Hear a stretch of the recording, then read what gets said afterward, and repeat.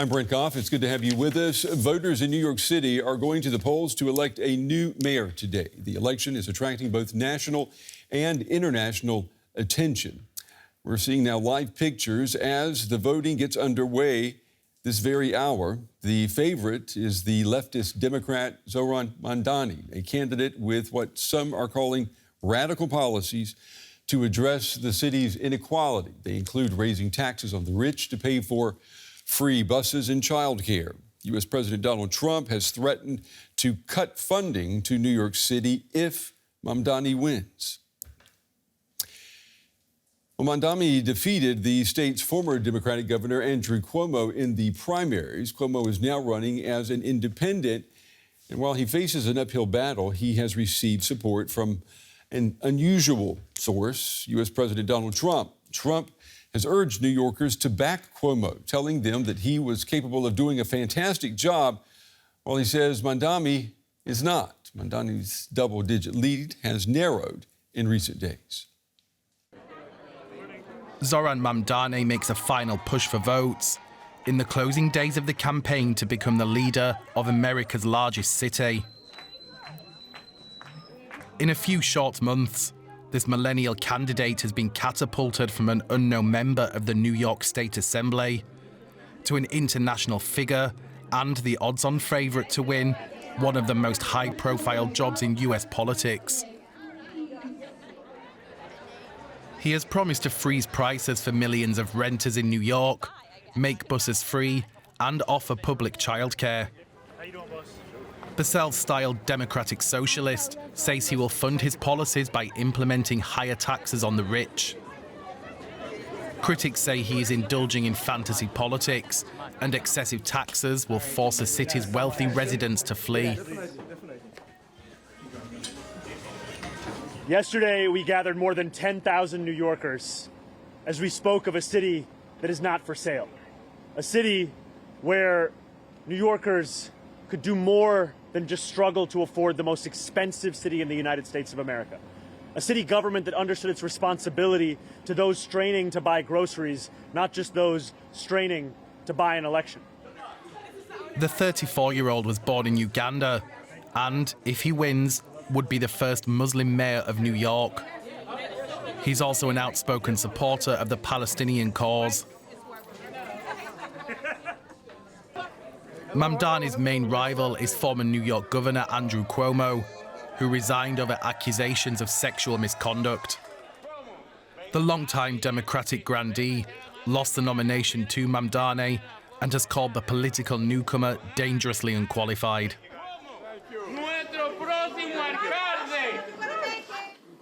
Socialist sounds nice, utopia. Socialism hasn't worked anywhere. Venezuela had socialism, didn't work. Cuba was socialist, didn't work. Socialism is not going to work for New York City. Socialist name is Zohran Mamdani. If Mamdani wins, he not only has to deliver for the people of New York, his success or failure in the job could decide if Democrats opt for a more liberal candidate to run in the next presidential race. Well, younger New Yorkers appear to be playing a decisive role in this election, with officials reporting that voters under 35 make up a significant portion of early ballots that have been cast. Youth turnout in some districts has tripled compared to 2021. And many say that this election is now much bigger than just New York City. I'm just going to put it out there. I voted for Zohran. I think he is definitely the best candidate. And, we'll see how things go. I think in general, people, especially the youth, see this election not just as, who's going to lead New York, but who's going to lead the country in a sense. Having someone create such a big platform from a grassroots standpoint against someone like Cuomo, who's gotten billions of dollars from investors and even recently got endorsed by Trump, I believe. It's kind of a test to see, can we still do this as a democracy, or are we going to fall the way that we've been following ever since, I guess, 2016?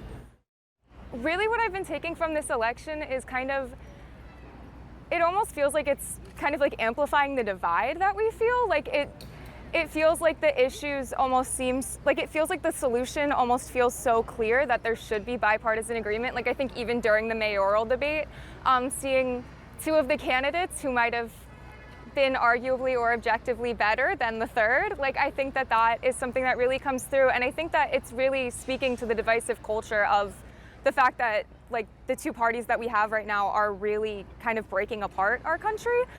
I think this is it's kind of like a first step, I hope, for that kind of energy to spread around the country. All right, I'm joined now by Cathryn Clüver Ashbrook. She's a political analyst and a senior advisor at the Bertelsmann Foundation here in Berlin. Cathryn, it's good to see you again. I mean, we just heard there from younger voters in New York City. Mandani's message, it seems to have resonated with them. Is that going to be enough, though, to win? Well, what we see from the early polls, and your report just had it, lots of folks are going out early to vote, and those exit polls are swinging strongly for Zohran Mamdani. So it looks like it could even go as far as being a landslide. Some of the polls have him up by 16 points, but you also noted that Andrew Cuomo has been winning back some support. And again, let's note the fact that Andrew Cuomo, the former Democratic governor of New York State, is now running as an independent. So there's been a lot of movement in the New York political environment, but some people are worried about Mamdani's youth, frankly, and he's been running a team and a staff of 5.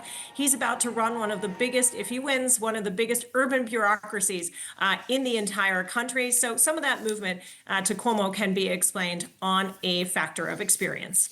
And we know that this campaign has gotten a lot of attention. We've heard former President Obama, current President Trump, they have gotten involved in this. But I'm wondering, is what happens in New York City, is it really reflective of what will happen in the rest of the United States? I mean, the world is watching, but are they watching U.S. politics now, or are they watching New York City politics? They're watching New York City politics. New York is in many ways unique in the world, including in the way that it chooses its mayor. It had for many years a millionaire mayor in Mayor Bloomberg, for whom I worked. That was also the kind of thing that could have never happened in the country.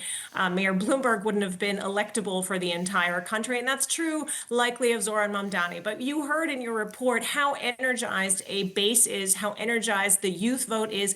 This is the first vote that we have had since last year's election of Donald Trump where people can really take to the ballot box. And I'll note to you, still take to the ballot box unencumbered, because of course the Republican administration in Washington has been working on changing access to democracy, access to the ballot box. We have 2 other important races that flank this race in New York. That's the race for governor in Virginia and the race for governor in New Jersey. So taken together, that will give you more of a temperature check on where the country is, what the state of the Democratic Party is, that's also been losing voters, frankly. So where we are generally in a state where at least the electoral system for now is still largely unencumbered. So we'll have to wait and see the end of this busy election Tuesday. We've heard from U.S. President Trump. He is telling New York City voters, if you don't vote for Cuomo, you're not going to get any national funding. At least from his administration. One, is that truthful? I mean, can he do that? And does that make this election then a litmus test for his power? Oh, absolutely. He can, and he has, and he's done it to a number of American cities already. But New York has been the particular target of Russell Vowed, who runs the Office of Management and Budget for Donald Trump. Donald Trump used an AI video to characterize him as the Grim Reaper, and he's already taken away major funds to build a New York subway during this shutdown, millions of dollars for infrastructure in and around New York. And so there's clearly this idea that targeting liberal cities will support his idea that the rural America is where the real America is, that America, to hearken back to the 2016 or the 2017 inaugural address, that it's American carnage if you live in American cities. Cities have become the breaking point for Donald Trump to target civil unrest. New York had some of the greatest demonstrations on No King's Day. So, and this is personal for Donald Trump. This is his hometown. And to see a democratic socialist take over and effectively change the scope of how governance should be run in America's, Big Apple, not the largest city in the country, but still in some ways the most important.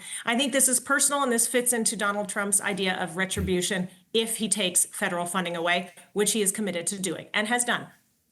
Cathryn Clüver Ashbrook, as always, Cathryn, good to get your insights and your read on what's happening in New York City today. Thank you. My pleasure, Brent. And let's get more on this. We are joined by Mike Cowburn. He is a research fellow in the Department of Political and Social Science at Zeppelin University. So, I mean, we've been hearing some voices of young people there, Mike. Mandani's message is very clearly resonating with young voters. Is that enough to secure a win? Because, historically in the United States, young voters haven't been the best demographic to turn out to vote in the end. No. So traditionally, when campaigns focus exclusively on younger voters, that hasn't been a winning strategy, like you say. But there are a few things that are a bit different about this election. So first of all, the city of New York is not very representative of the wider kind of United States. And so engaging young people here might be one potential avenue. The second thing to say is that the city of New York is incredibly democratic. It leans very, very heavily towards the Democratic Party. And for a lot of people, perhaps not those very engaged young people that you just showed on those clips, but for a lot of people who are going to go and vote or who have already voted, they're going to go in to the voting booth and they're going to vote for the candidate with the D next to his name, which is Zohran Mamdani, because Mamdani won the primary election. And I think there's also another kind of aspect of this as well, in the kind of backdrop against all of this is that Trump is incredibly unpopular both at the national level, but especially in these blue cities, in places like New York.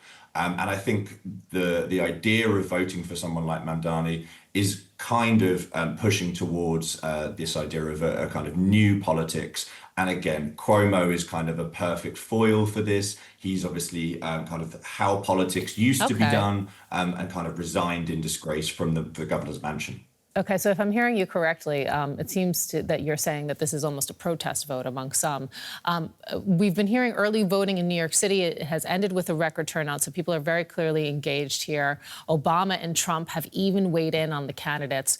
What does this tell you about how critical this vote is for both parties when we look at American politics now beyond New York? So again, it's important to caveat this by saying that New York is not very representative. And we've even seen in the last few days, for example, Abigail Spanberger, who is the Democratic governor, candidate for governor in Virginia, who's actually come out and been somewhat critical of Mamdani, presumably in an attempt to win kind of more purple leaning districts in her state of Virginia. And so what we will see is if, as expected, Mamdani does go ahead and win this election and become the mayor of New York, what we'll see is some very interesting reactions, certainly within the Democratic Party, about how they manage this. And I think, as kind of highlighted in your report, a lot of this will come down to how much can he actually get done. Yeah, is he the future of the party? I think this is one option. That is one option. But again, I want to be clear to say that the Democratic Party in New York is very different to the Democratic Party at large. And at this point, I think you would have a much more difficult time convincing the institution of the Democratic Party that this would be the sort of candidate that you would want to run to try and win over swing voters, for example, in a presidential election, in those swing states, which don't look like New York City. Okay, Mike, thank you so much. Unfortunately, we have to leave it there. Mike Cowburn, research fellow in the Department of Political and Social Science at Zeppelin University. We appreciate your time.